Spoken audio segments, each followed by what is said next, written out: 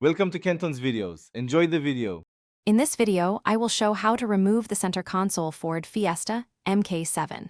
Begin by gathering your Phillips screwdriver, trim tool, and 10 mm socket and disconnect the negative battery terminal.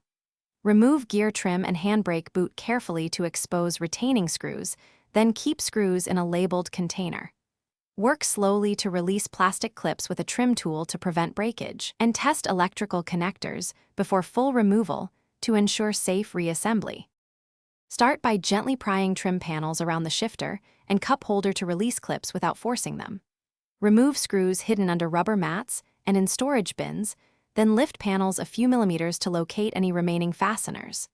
Disconnect electrical connectors by pressing the locking tabs and pulling straight, never tugging on wires. Keep parts organized in order of removal so reassembly is quick and error-free, and check for any retained clips. If you are finding this video helpful, please subscribe and like to support more practical car guides.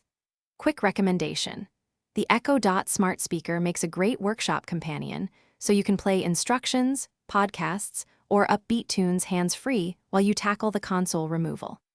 Check the description for the link and other deals, and consider it a small upgrade to make your DIY time more enjoyable.